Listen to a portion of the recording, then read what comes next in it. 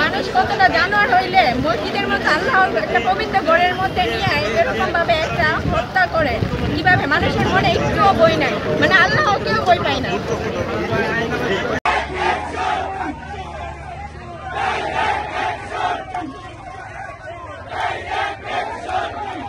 আজকের এই মানববন্ধন ছোট্ট এক নিষ্পাপ শিশু 9 বছরের, তাকে যদি এরকম নির্মমভাবে হত্যা করতে পারে, তাহলে আমাদের প্রাপ্তবয়স্ক মেয়েরা আমরা যদি কলেজ রাস্তায় যাই, মানে যাওয়ার সময় আমাদের সাথে এরকম কোনো ঘটনা হতে না পারে, এরকম নিরাপত্তা নাই।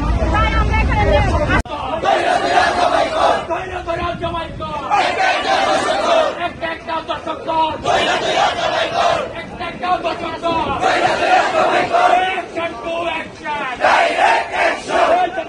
আমরা আজকে এখানে উপস্থিত হয়েছি একটি রক্তভেজা নির্মম হত্যাকাণ্ডের ব্যাপারে। শাহবাজপুরে 9 বছরের শিশু ময়না আক্তারকে দর্শকেরা ধর্ষণ করে হত্যা করেছে। আমরা বলতে চাই, যারা এই ময়না আক্তারকে হত্যা করেছে আমরা তাদের বিচার চাই, আমরা তাদের ফাঁসি চাই।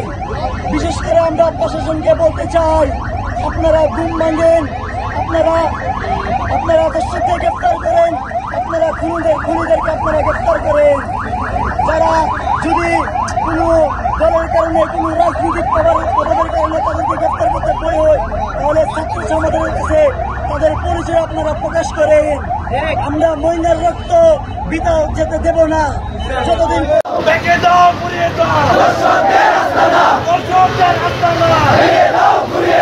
বাংলাদেশে হবে না, বাংলাদেশে হবে না, চালিয়ে দাও, পুড়িয়ে দাও। তুমি কে, আমি কে, ময়না ময়না ময়না ময়না, তুমি কে, আমি কে, তুমি কে, পিছাই পিছাই, ময়না ময়না। সম্মানিত উপস্থিতি, আমার সোনার বাংলায় বারবার আমার মা বোনেরা দর্শনের শিকার হয়, কিন্তু আমার সোনার বাংলায় আজ পর্যন্ত কোন দর্শকের শাস্তি প্রকাশ্য হয় না।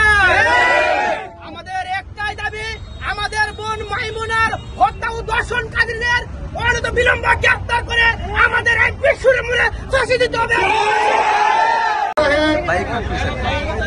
আপনারা জানেন, গত পরশুদিন আমাদের শাহবাজপুরের ছোট্ট মেয়ে ময়নাকে অসহযোগ নির্যাতন করে হত্যা করে মসজিদে ফেলে রাখা হয়। আমরা আজকে বলতে চাই, প্রথম দিকে আমরা প্রশাসনের তৎপরতা লক্ষ্য করেছি, কিন্তু আজকে 72 ঘন্টা পার হয়েছে, আজকে পর্যন্ত আমরা জানতে পারি নাই যে এই ময়না হত্যাকাণ্ডের সাথে কে বা কারা জড়িত। আমরা শুনেছি 5-6 জন গ্রেপ্তার হয়েছে, কিন্তু আজকে পর্যন্ত প্রশাসনের পক্ষ থেকে কোন প্রেস ব্রিফিং করে কোন দায়িত্বশীল ব্যক্তি প্রশাসনের পক্ষ থেকে কোন সুস্পষ্ট ভাবে এই হত্যাকাণ্ডের সাথে জড়িত আছে